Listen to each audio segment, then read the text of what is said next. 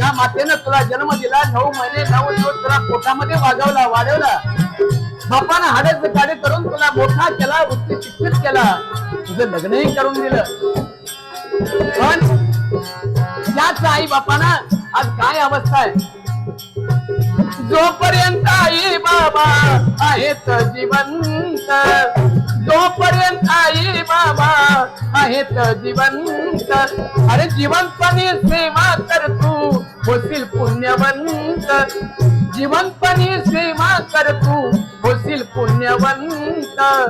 मेल्यानंतर रडून छाती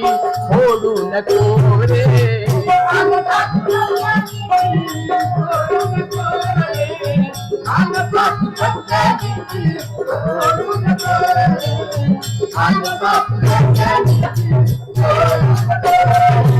आणि म्हणून माणसानं माणसासारखं वागावं